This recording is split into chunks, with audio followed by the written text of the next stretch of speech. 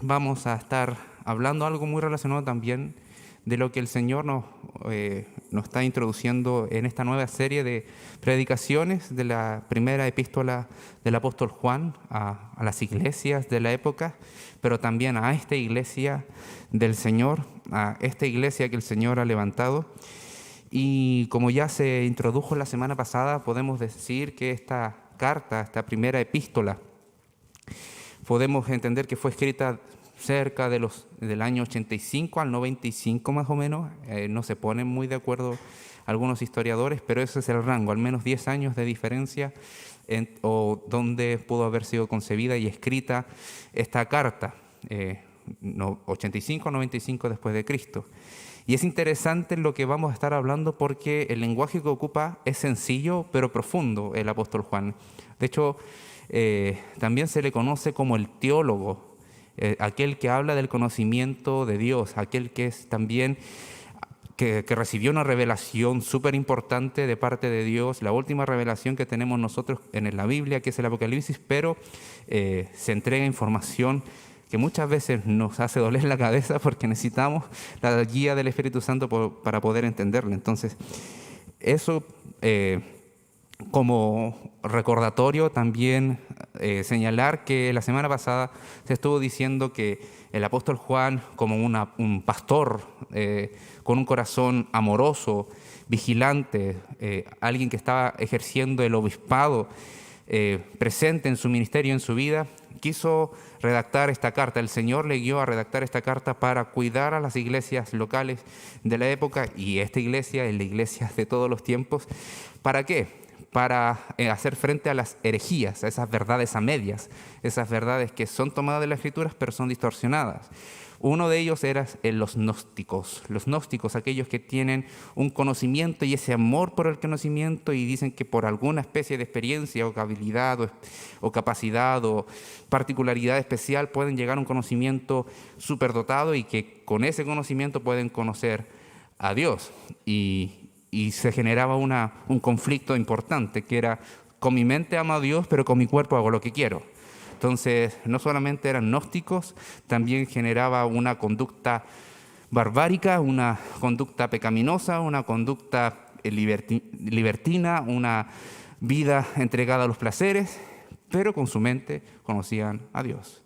Entonces, lo que el apóstol Juan va a estar diciendo son muchas cosas para demostrar pruebas de quién es un verdadero cristiano, pruebas que evidencian la fe recibida en Cristo, la prueba doctrinal de si conocemos bien las Escrituras, la prueba práctica, como dijo hermano Matías, y la prueba del amor, el amor que tenemos hacia Dios y a nuestros hermanos. Entonces, lo que vamos a estar viendo hoy día lo puedo introducir de la manera siguiente.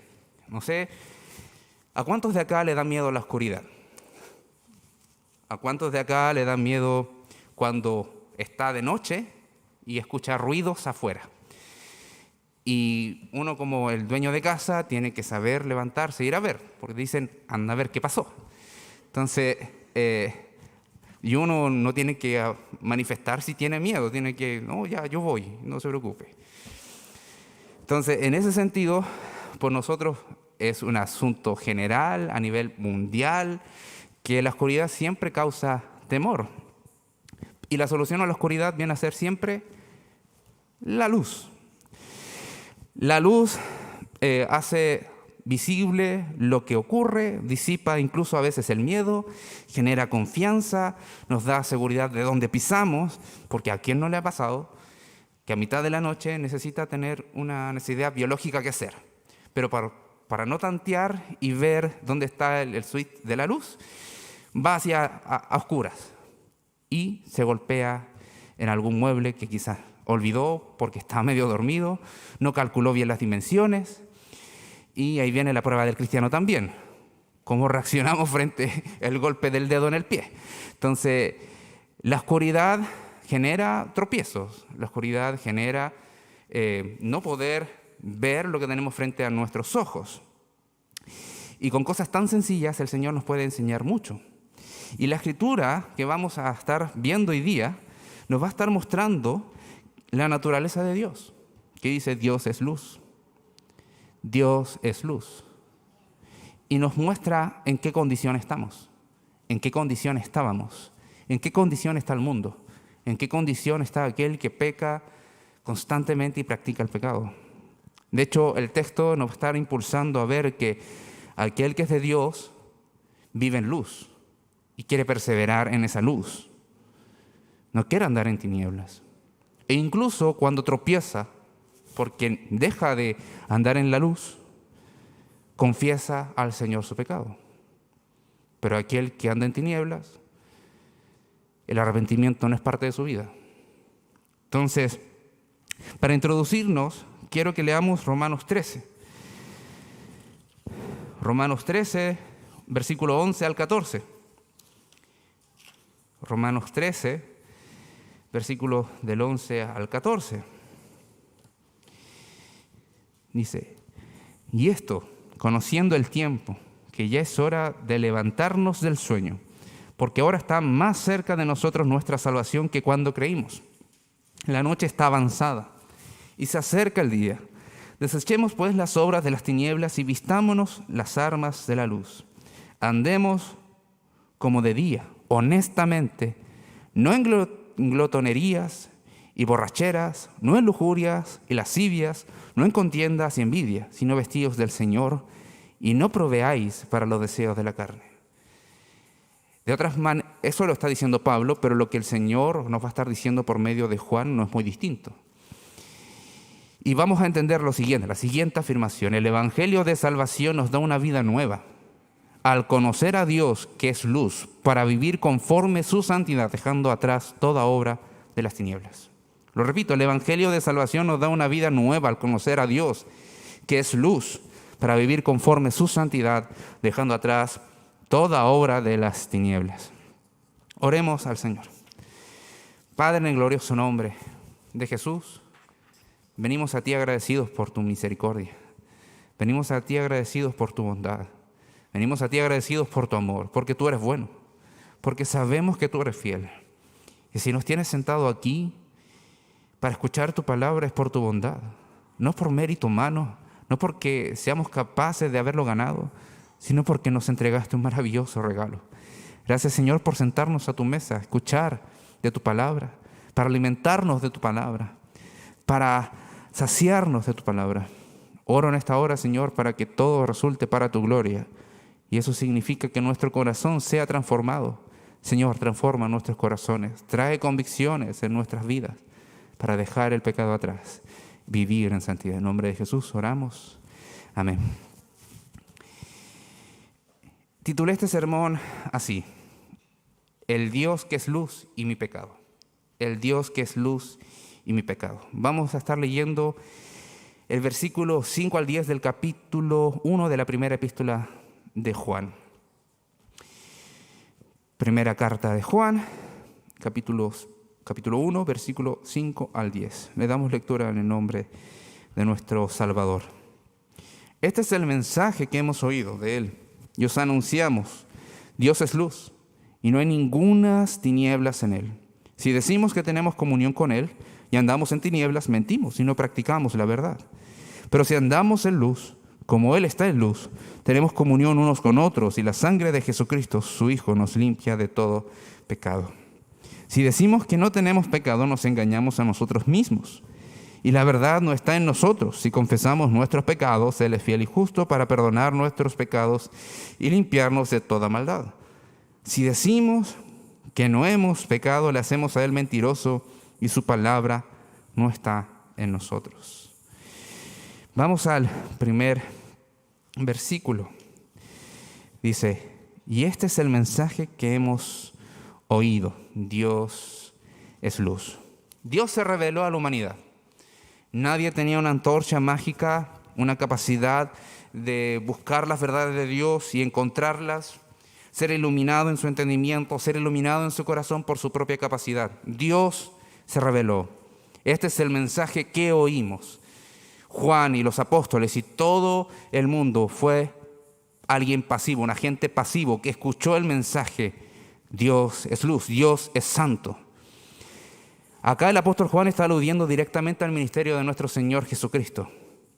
directamente de sus labios escuchó su evangelio, escuchó la proclamación del evangelio, que exclamaba: Dios es luz.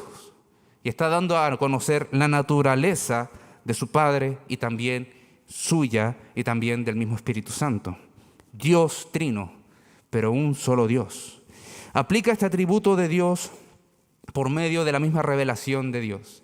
Esta cualidad, este atributo, esta característica de Dios, el Señor Jesucristo la reveló por medio de su misma vida, de su mismo ministerio, de su misma encarnación. Y tenemos referencias bíblicas de sobra para aludirlo. Vamos a Juan 1, el Evangelio de Juan, capítulo 1, versículo 4. Dice: en él estaba la vida, y la vida era la luz de los hombres. Versículo 5, la luz de las tinieblas resplandece, y las tinieblas no prevalecieron contra ella. Haciendo referencia al verbo, al logos, a la palabra encarnada, a Jesús.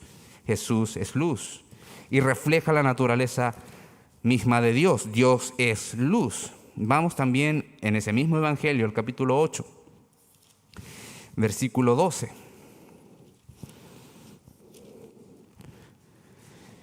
Jesús, la luz del mundo. Otra vez Jesús les habló diciendo: yo soy la luz del mundo.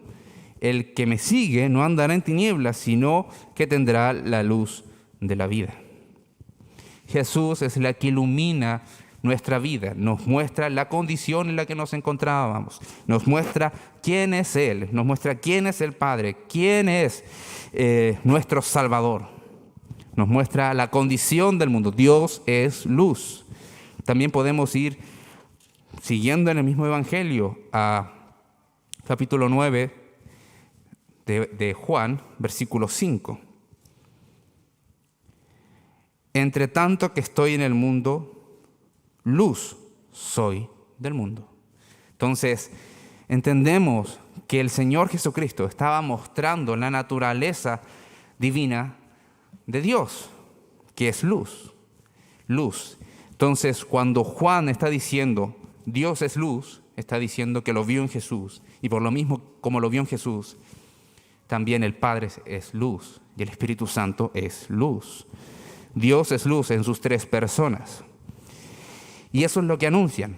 Y eso es el discurso o la predicación, la proclamación apostólica. Ese es nuestro fundamento. Dios es luz. El Evangelio nos revela, nos ilumina qué es lo que necesitábamos, qué es lo que necesitamos. Entonces, eso fue lo que predicaron y en eso hicieron discípulos. Mateo 28, 19, versículo 20 también. La gran comisión, el enseñar que guarden todas las cosas. Y aplica directamente a todas las palabras del Señor, a toda la Escritura. Entonces entendemos que Juan fue fiel, no solamente en predicar el Evangelio de arrepentimiento, sino también el Evangelio que exalta al Dios santo, que exalta al Dios de luz. Vemos en el Evangelio la naturaleza divina de Dios y vemos nuestra naturaleza perdida. Los receptores de esta carta, hermanos, los creyentes también a lo largo de toda la historia, no podemos despreciar esto. No podemos pasar ni un momento de descuidar esta verdad. Porque si descuidamos esto, descuidamos a Dios. Descuidamos esto y descuidamos un pilar fundamental del Evangelio. Si no fuese santo Dios, si no fuese luz, hermanos, estaríamos perdidos, estaríamos todavía en tinieblas. Si Dios no fuese santo, no habría un pago que pagar por nuestros pecados, porque no tendría problemas con el pecado. Dios es luz. Cuando se distorsiona el Evangelio, atentan directamente contra Dios, contra su naturaleza. Dios es santo y su amor sirve a su santidad.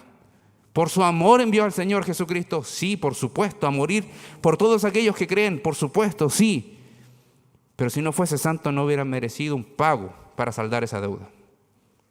Dios es luz. Hermanos, Dios no cambia. Tú no debes dejar que tu doctrina, que tu teología, que tu conocimiento de Dios pase por alto estas verdades, sino profundiza quién es Dios. Pero una pregunta, ¿qué significa que Dios sea luz? Lo he repetido un montón de veces y lo voy a seguir repitiendo. ¿Pero qué significa que Dios sea luz? Tenemos dos, al menos, aspectos que considerar: que su conocimiento es verdad, que es totalmente confiable, que su conocimiento ilumina, que es lumbrera nuestro camino, como dice el Salmo 119, 105, lámpara es a mis pies tu palabra y lumbrera mi camino.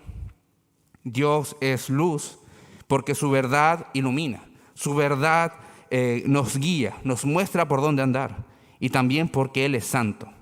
Él es santo, no tiene ningún pecado, ninguna maldad se encuentra en Él, no hay engaño, no hay mentira en su boca, no hay un sentimiento que sea corrosivo en Él.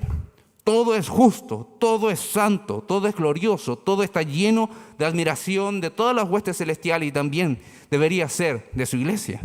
Dios es santo. Dios, en la persona de Jesucristo, mostró esa santidad sujetándose a todos los mandamientos. ¿Y cuál es el pilar de todos los mandamientos? Tenemos dos grandes mandamientos que resumen las tablas de la ley: amar a Dios y amar al prójimo. Amar a Dios y amar al prójimo. Mateo 22, 37, 40. Le preguntan al Señor: ¿cómo cumplirás toda la ley? Ama al Señor tu Dios con todo tu corazón y con toda tu alma y con toda tu mente. Este es el primero y el corazón de la ley. Y el segundo es semejante: amarás a tu prójimo como a ti mismo. De estos dos mandamientos depende toda la ley y los profetas. Santidad. Eso es santidad. Si amas a Dios, vas a pecar. No vas a querer pecar. Si amas a tu hermano, ¿le vas a querer ofender? No vas a querer ofenderlo. Pero sí vas a corregirlo. Sí vas a hablar con él cuando lo veas en pecado. Hermanos, volviendo al texto, Dios es luz. Este es el mensaje que hemos oído y anunciamos, dijo Juan. ¿Y qué dijo? No hay ninguna tinieblas en él. Tinieblas en él. Por consiguiente, si Él es santo, no hay ninguna tiniebla. No hay ninguna obra de tinieblas en Él. En la persona de Jesucristo, en la persona de Dios Padre, en la persona del Espíritu Santo, no hay ningún pecado que se pueda concebir. No hay ninguna maldad. En Dios no hay engaño, como ya dijimos, ni ninguna obra de las tinieblas. ¿Cuáles son las obras de las tinieblas? ¿Cómo sabemos que alguien, según Dios, está andando en tinieblas? Efesios 5, 3 al 11. Pero fornicación y toda inmundicia o avaricia, ni aun se nombre entre vosotros como conviene a santos, ni palabras deshonestas, ni necedades, ni truhanerías, que no convienen, sino antes bien acciones de gracias. Porque sabéis esto, que ningún fornicario, inmundo o avaro, que es idólatra, tiene herencia en el reino de Cristo y de Dios. Nadie os engañe con palabras vanas, porque por estas cosas viene la ira de Dios sobre los hijos de desobediencia. No seáis pues partícipes con ellos. Todo lo que dijo, obra de las tinieblas. Corazón idólatra. Un corazón que no pregunta a Dios por su palabra si lo que vamos a hacer, lo que estamos haciendo, lo que estamos pensando, lo que nos estamos proyectando es pecado o no. Cuidado. Quizás estamos enviando una señal equivocada a quien nos está mirando vivir. Probablemente están viendo que andamos en tinieblas igual que ellos.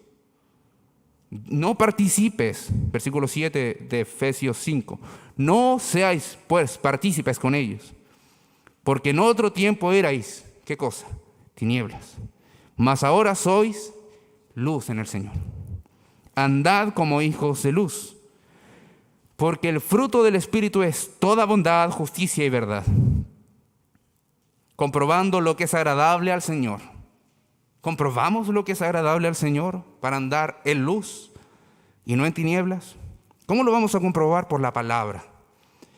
Y no participéis, versículo 11, en las obras infructuosas de las tinieblas, sino más bien, ¿qué dice? Reprenderlas.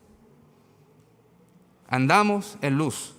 Y ese es el mensaje que hemos escuchado desde siempre. Dice, el apóstol Pablo y el apóstol Juan.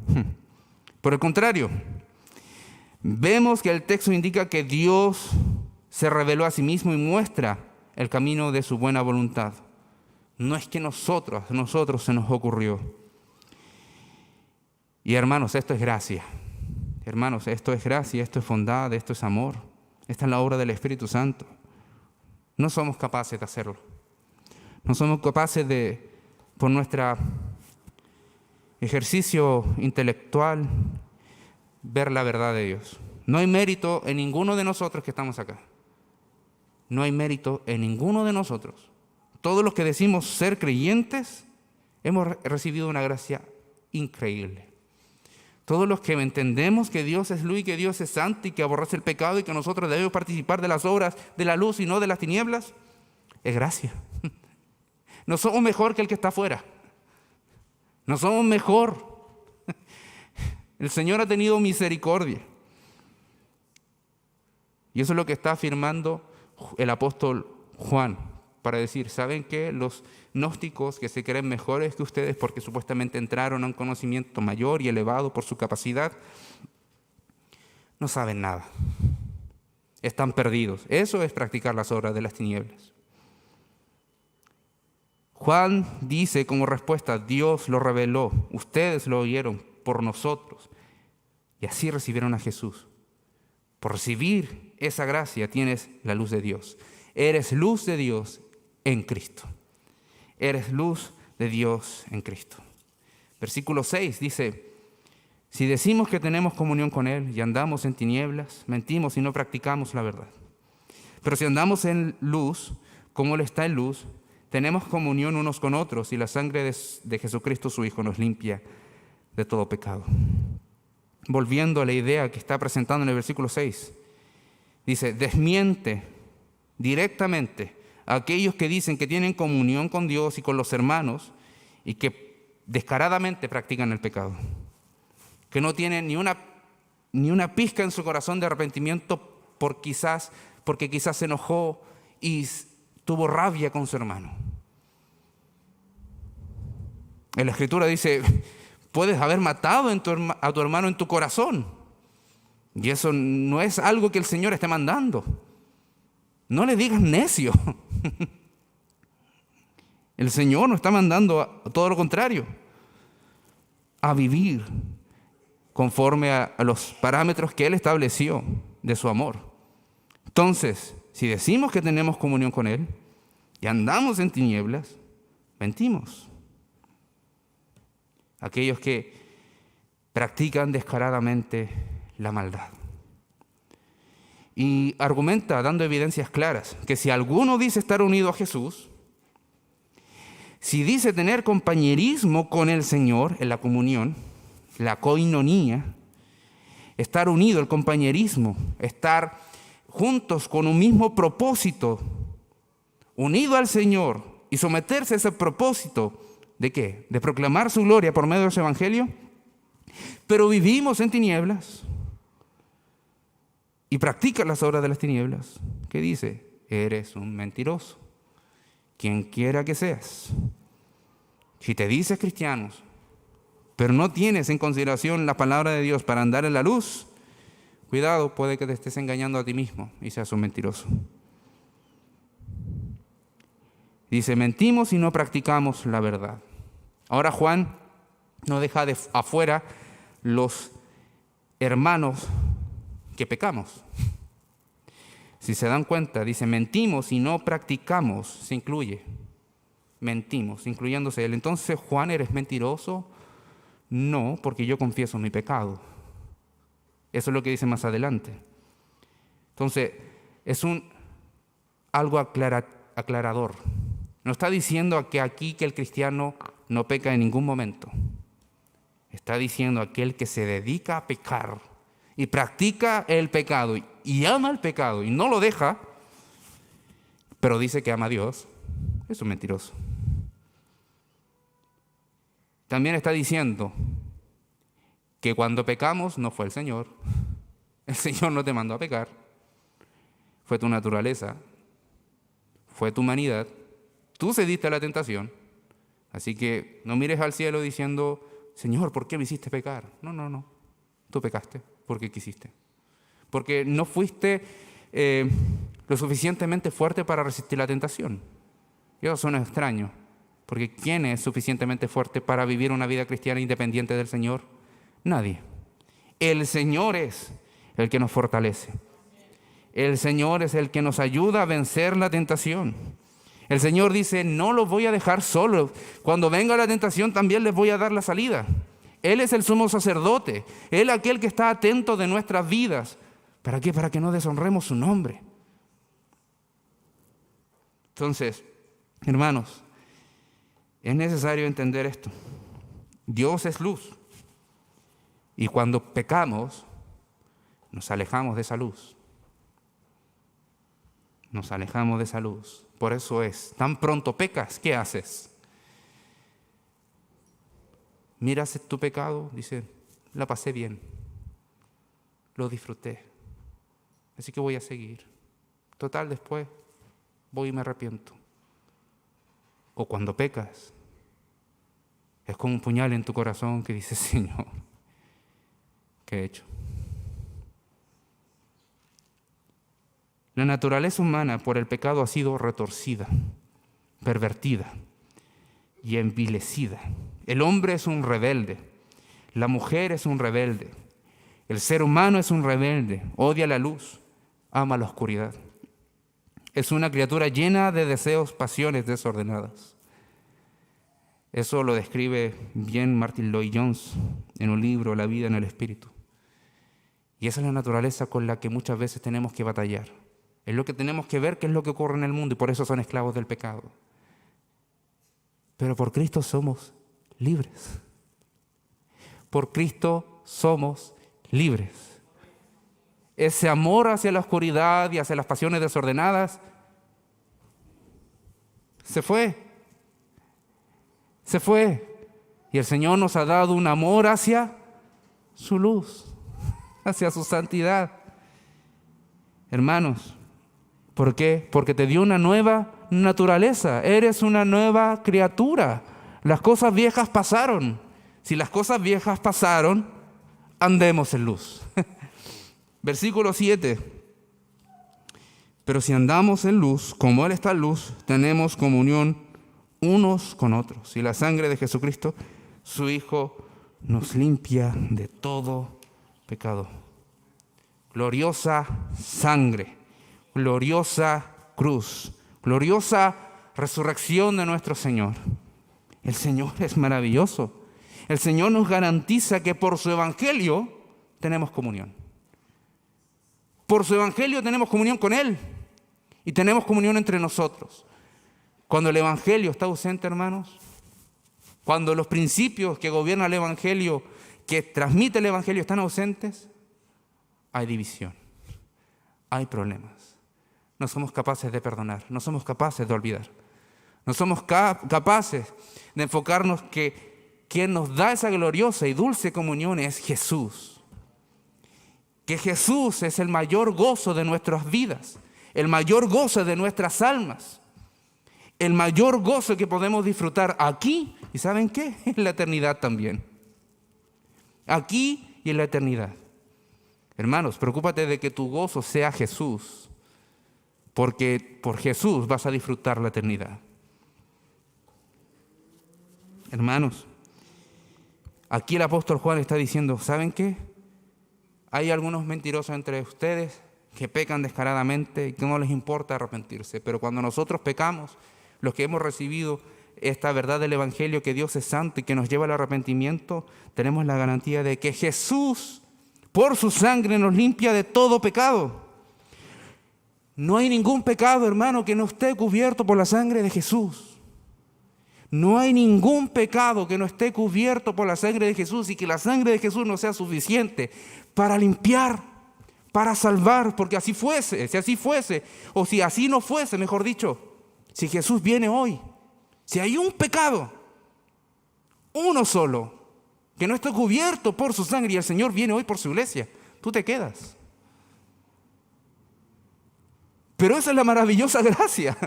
El Señor por su sangre nos limpió de todo. Si el Señor viene, ¿saben qué? La iglesia se va con Él. La iglesia se va con Él. Hermanos, tenemos esa garantía. Esa garantía, el Señor nos limpia. No solamente de los pecados pasados, no solo de los presentes, ni también de los futuros. Pero hermano, esto no es un pretexto para pecar deliberadamente. ¿Qué es lo que está diciendo Juan antes? Andemos en luz. Te da la garantía de que eres imperfecto hoy. Eres imperfecto hoy. Por eso la gracia de Dios es tan abrumante. Y te dice, si pecas, ven delante del Señor, porque su sangre es precioso. Es un raudal glorioso que limpia toda mi maldad, toda tu maldad, toda la maldad de cualquier pecador, donde quiera que esté, si confiesa en el nombre de Jesús, que Él es el Señor y que Él es su Salvador y que su sangre le perdona todos sus pecados, Él es salvo, Él es perdonado, Él tiene vida eterna. Hermanos, así que no utilicemos, o mejor dicho, yo estoy seguro de que aquí hay muchos hermanos que quizás no han escuchado esta expresión, pero algunos otros sí, me incluyo, cuando dice, cúbreme con tu sangre, Señor. ¿A qué se refiere cubrir con su sangre, Señor? ¿Qué está diciendo que la sangre de Jesucristo hace acá? Limpia el pecado. No es para cubrirte del miedo, no para enfrentar una enfermedad, no porque escuchaste que hay disparos afuera, no porque viene un terremoto y tú dices, cúbreme con tu sangre, Señor, para que no se me caiga el techo encima. No es para cualquier protección de los peligros. ¿Sabes qué es lo que dice el texto? La sangre de Jesucristo, su Hijo, nos limpia de todo pecado. ¿Para qué es la sangre derramada de Jesús? Para limpiarte de tu pecado. No para cualquier cosa. No es un amuleto. Es el pago de tu salvación. Es el pago de tu salvación. Y el texto lo dice. El texto lo dice. En la Escritura se dice también que por sus llagas fuimos curados. ¿Curados de qué? Si todavía de repente estamos medios enfermos. Esa herida que causó el pecado, que era incurable. Ningún médico terrenal puede curar el alma. Solo Jesús puede curar tu alma. Y su sangre fue el remedio para curar tu alma. Hermanos, ¿cómo podemos desechar una luz tan maravillosa? Si ustedes tuviesen, quizás, pónganse en el escenario de que están en medio de una aventura y le dicen, tú tienes que llegar allá, al otro lado de este valle, que hay grandes árboles, frondosos, pero está de noche, una noche que no dura las horas que dura normalmente, sino una noche larga, como si fuese la Antártida. Pero tienes que llegar allá y allá te van a ayudar. Al otro extremo, llega a la colina y ahí te van a entregar lo que tú necesitas. Tú lo miras y te... ¿Cómo puedo hacer esto yo si no veo por dónde voy a andar?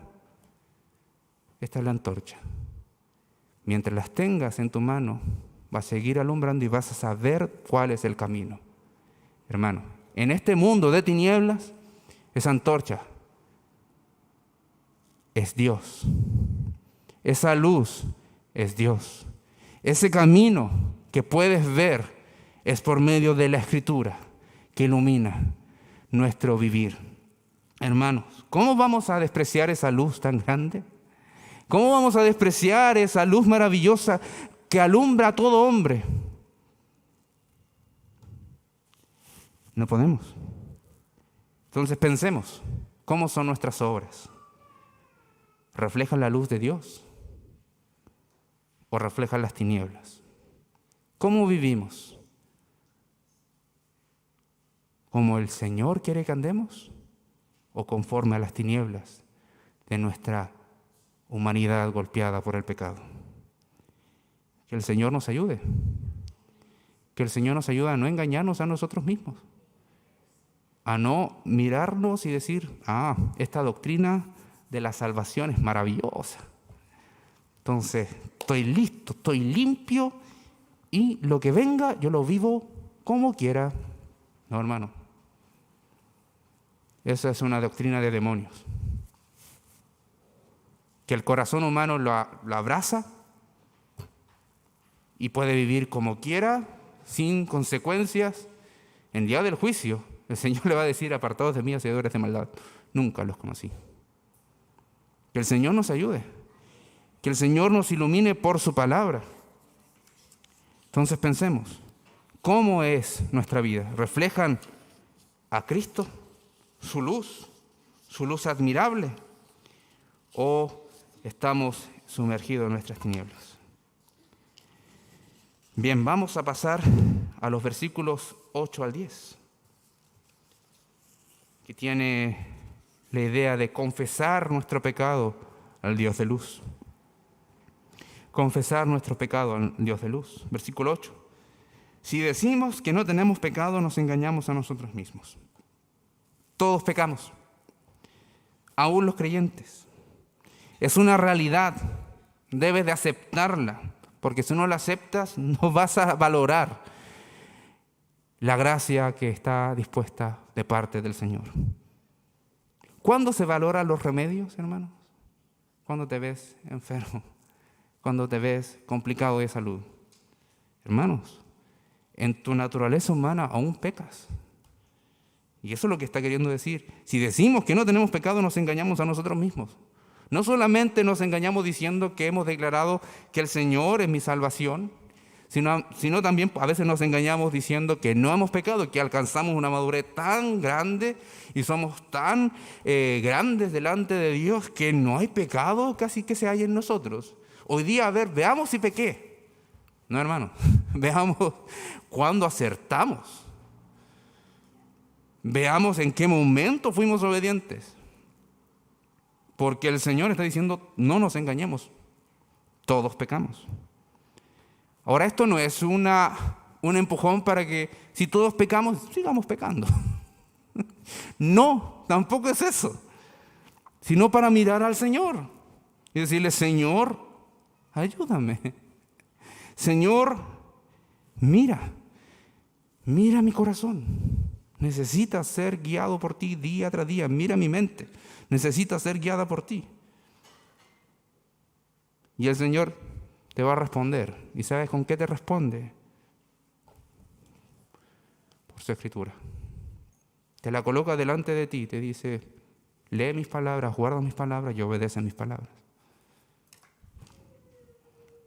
O quiere un ángel del cielo que baje y le diga: este es el camino. ¿Saben qué? El Espíritu Santo, que es mayor que todos los ángeles, porque Dios reveló este libro.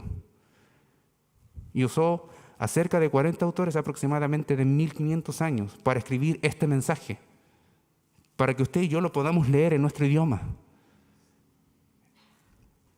Entonces, hermanos, el Señor te está diciendo: mira mi palabra, escudriña mi palabra, conoce mi palabra y obedece a mi palabra. Ama mi palabra. ¿En qué consiste un engaño? ¿En qué consiste este engaño? Consiste directamente en algo que manifiesta un falso profeta, un falso maestro, un falso cristiano. No reconoce que tiene que hacer morir lo terrenal en él. No reconoce que tiene que orar al Padre y decirle: Señor, líbrame de las tentaciones. Y si hay algún pecado, como son los pecados sexuales, ayúdame a huir. Ese es el criterio bíblico que dice frente a los pecados sexuales. No te dice: sé fuerte, lucha, batalla. No te dice: si ves una tentación en el ámbito sexual, huye. Ejemplo tenemos en el Antiguo Testamento, el clásico ejemplo de José, que hasta dejó su ropa y se fue. Así de simple. Pero hay otras tentaciones que el Señor nos puede fortalecer para hacerle frente. Hermanos, no tener la conciencia, claro, o no tener en la conciencia que pecamos, es adolecer de la obra del Espíritu. Y eso, verlo en alguien que se dice creyente, es complicado. ¿Por qué? Porque el Espíritu te convence. Si no te convenció de pecado, y alguien se dice cristiano, probablemente se esté engañando y no es cristiano. Porque el Espíritu Santo te muestra a ti que eres pecador. El Espíritu Santo te demuestra que tienes que decir al Señor, con esto pequé, perdóname. Si no lo haces, una de dos, es simple. Estás opacando la voz del Espíritu o no eres creyente. Así de simple. Alguien que no está en la condición de ser convencido por el Espíritu Santo no va a distinguir lo que es pecado y lo que sí aporta para la comunión de Dios. ¿Por qué? Porque no tiene aquel que guía, aquel que recuerda las palabras, aquel que aplica las palabras. El ministerio del Espíritu Santo. El Espíritu Santo recuerda. El Espíritu Santo te enseña. El Espíritu Santo te guía a la Escritura para obedecer las palabras de Dios y someterte a la Escritura. Si no está eso, hermanos, probablemente no seas creyente. La verdad no está en nosotros, dice el texto, versículo 8. Si no confesamos, si no decimos que tenemos pecado, o mejor dicho, si decimos que no tenemos pecado, nos engañamos a nosotros mismos. ¿Y qué dice la verdad no está en nosotros? ¿Y cuál es la verdad que está aquí me señalando Juan? El Evangelio. Que dice que no hay ninguno justo, no hay nadie que busque a Dios, que todos fuimos separados de la gloria de Dios por causa del pecado, que todos nacimos en este mundo muertos en nuestros delitos y pecados. Eso es lo primero que está diciendo. Si alguien no reconoce esa realidad, la verdad no está en él. Si alguien no reconoce que por Jesús se obtiene la vida eterna, la verdad no está en él. Si no reconoce que por Jesús y su sangre es limpiado de su pecado, la verdad no está en él. Si no reconoce que la gracia de Dios le da la salvación y que Dios preparó de antemano obras para que anduviese en ellas, la gracia de Dios no está en él. La verdad de Dios no está en él. Hermanos, esta es una prueba doctrinal y práctica. Es lo que está diciendo Juan. No es el ánimo de ninguna persona humana, sino el mensaje de Dios. Versículo 9 dice, por el contrario, si confesamos nuestros pecados, Él es fiel y justo para perdonar nuestros pecados y limpiarnos de toda maldad. Confesar, decir lo mismo que Dios dice acerca de lo que haces y que es pecado. Reconocer, decir, Dios, es verdad lo que tú me estás diciendo, esto es pecado y lo confieso delante de ti. Los verdaderos creyentes saben que están en esa lucha constante. No es algo extraño, saben que están en este mundo, en esta carne y hay tentaciones, pero saben perfectamente también que el Espíritu Santo habita en ellos y que los guía a hacer la obra de Dios. Porque todo aquel que es guiado por el Espíritu Santo es hijo de Dios. Y aquel que es guiado por el Espíritu Santo no va a hacer otra cosa que no sea la palabra de Dios. Los verdaderos creyentes recurren a la justicia de Dios en Cristo Jesús. Por eso le dicen, confesamos nuestros pecados a Él, porque sabemos que Él es fiel, que nos garantizó que nos va a perdonar, nos garantiza que nuestra salvación está segura en Él. Sabemos que nuestros pecados ya no son un pretexto para condenarnos, sino que Él pagó un precio para salvarnos y es su sangre. Y limpiarnos constantemente de toda nuestra maldad. Los tenemos por seguro, por sentado, y sabemos que Él es el único que puede hacerlo. Nadie más puede limpiarnos de nuestros pecados. Por eso venimos y lo confesamos a Él. Decimos, Señor, en ti está la verdad. Yo por naturaleza soy mentiroso, pero tú eres el Dios verdadero, tú eres el que dice y cumple. No como los hijos de los hombres que se arrepienten y engañan. Por eso el texto dice, si confesamos nuestros pecados, Él es fiel y justo para perdonarnos de nuestros pecados y limpiarnos de nuestra maldad. El Señor es suficiente para limpiarnos de toda maldad. Un creyente reconoce que necesita de Dios para ser como Jesús. necesita de la voluntad del Espíritu. Pero podemos dar gracias a Dios, como dice Romanos 6, 17 al 19, que aunque éramos esclavos del pecado, habemos obedecido de corazón aquella forma de doctrina a la cual fuimos entregados. Y libertados del pecado, vinimos a ser siervos de la justicia.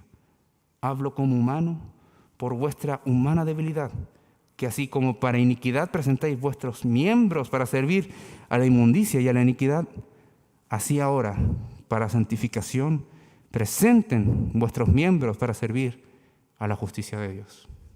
Ahí está. Si hemos sido libertados de la esclavitud del pecado, ¿qué tiene que hacer tu vida? Ser presentada para servir a la justicia de Dios. Hermanos, entonces, cuando pecas, ¿qué tienes que hacer? Confesar tu pecado delante del Señor. Ahora, ¿cómo vas a saber qué es lo que es pecado y qué es lo que no? Por la Escritura. Por la Escritura. Pero es necesario decir esto. Hay una doctrina, hay una corriente actual que señala que mientras más almacenemos conocimiento teológico, mejor. Cuidado, hay algunos que son gnósticos vestidos de cristianos. Gnósticos, que aman el conocimiento, no a Dios. Que aman el ejercicio académico, no a Dios. Porque aquel conocimiento que da fruto de que ama a Dios se sujeta a la Escritura. No presenta excusa en la libertad cristiana para vivir una vida desordenada, sino sirve al Señor. Versículo 10. Si decimos que no hemos pecado, le hacemos a Él mentiroso, y su palabra no está en nosotros. Negar lo que Dios dijo del ser humano que necesita ser perdonado, que necesita un Salvador, es hacerlo a Él mentiroso. Es hacerlo a Él alguien que engaña. Es hacerlo a Él alguien falso. Es hacerlo a Él alguien que está errado. Es hacerlo a Él alguien que puede mentir cuando quiere y que no es confiable. Si decimos que no hemos pecado, le hacemos a Él mentiroso. Blasfemamos contra un atributo maravilloso de que Él es luz, de que Él es veraz, de que Él es santo. Conocer las Escrituras, hermanos, nos va a guiar a obedecerle. Y nos va a hacer un esclavo, un siervo de Él, para su gloria, para honrar su palabra, para honrar su sacrificio. Se evidencia que la palabra de Dios está verdaderamente en una persona que asume, cree y practica lo que Dios dijo. No porque repite un refrán. No porque repite un refrán. Aquí Juan está diciendo, el que cree que Dios es luz, que es impartido por su luz, que identifica en la condición que estaba y que reconoce que peca, porque por eso Jesús es el Salvador de todos los mortales que pecan, pero que vienen en arrepentimiento y fe a Él. Hermanos, el primer paso, esto lo podemos ver así, el primer paso para ser rehabilitado es reconocer que se tiene un problema. Aquel que dice y se niega a reconocer que tiene un problema de adicción de cualquier tipo, no va a recibir ayuda. Y va a decir, no, pues yo estoy bien.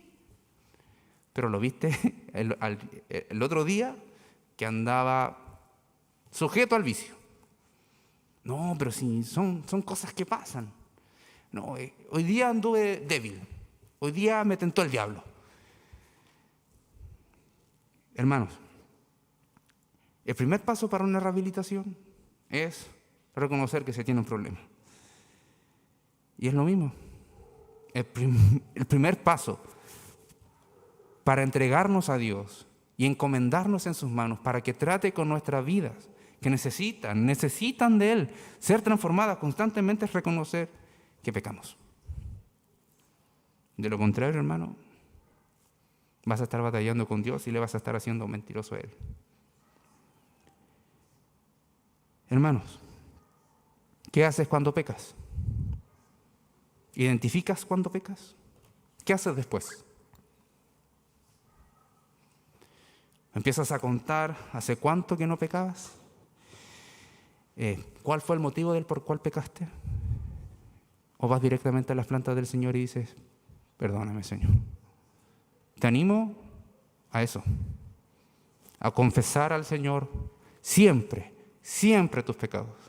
Había una frase que recuerdo mucho, y yo no soy de recordar frases de otras congregaciones en las que he estado, pero esta frase creo que aplica.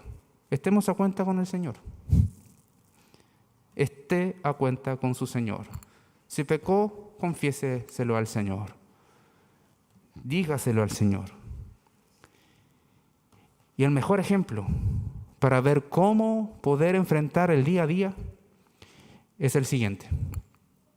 Cuando el Señor Jesucristo fue guiado al desierto a ser tentado por Satanás, fue guiado por el Espíritu Santo. Cuando se enfrentó a Satanás en las 3 ocasiones, el Señor le respondió con la Escritura. Y al responderle con la Escritura, el Señor no solamente dijo lo que era correcto, sino también hizo lo que era correcto. El Señor soportó la tentación porque no solamente citó las Escrituras, sino porque se sometió a las Escrituras en el poder del Espíritu Santo. Y eso es lo que queda para nosotros. ¿Quieres amar a Dios y a tus hermanos? ¿Quieres disfrutar de la comunión? ¿Quieres servir al Señor? ¿Quieres andar en luz? ¿Quieres dejar atrás las obras de las tinieblas? No solamente conoce las Escrituras. Si conoces las Escrituras, obedécelas. Y en eso, hermanos, una oración tremenda hacia el Padre, al Señor Jesucristo y al Espíritu Santo. Dios, ayúdame a someterme a tu Escritura. Ayúdame a que mi corazón ame tu ley. Ayúdame, Señor, a que cada vez que quiera pecar, me vea tentado, pueda ver esa cruz en la cual tú fuiste colgado para salvarme de mis pecados. Hermanos, esto es algo fundamental. ¿Sabes por qué? Porque aquí el Señor está diciendo y está demostrando que entre medio de nosotros siempre hay personas que dicen ser creyentes, pero no lo son. Pero también hay verdaderos creyentes y no lo debemos de olvidar. Y estando ahí, debemos de abrazar la cruz, mirar a Jesús y seguir caminando en este mundo de tinieblas. Oramos. Padre, tu palabra dice que debemos ser imitadores tuyos, andando en luz, andando en amor, andando sabiamente, siendo impulsados, siendo guiados por tu Espíritu Santo. Padre, humanamente eso es imposible. Obedecer tu palabra humanamente es imposible. Pero bendito Señor Jesús, que nos das la gracia en nuestra vida. Nos das de tu Espíritu Santo que habita en nosotros. Oh Señor, queremos andar en luz. Queremos andar en el amor. Queremos andar sabiamente conforme a tu palabra. Queremos ser sumergidos, guiados, impulsados, empujados por tu Espíritu Santo para honrarte, para bendecirte. Perdónanos, Señor, cuando somos arrogantes. Perdónanos, Señor, cuando nos independizamos de ti. Perdónanos, Señor, cuando pecamos por no conocer tus Escrituras. Ayúdanos, Señor, a reconocer nuestros pecados y a confesarlos constantemente delante de ti. Confesar diariamente en lo que te hemos fallado. Y ayúdanos a perseverar con nuestra congregación. Amarte a ti en medio de la congregación, públicamente, junto a los santos, disfrutando esta dulce comunión que tenemos como hijos tuyos por medio del Evangelio. En el nombre de Jesús oramos. Amén.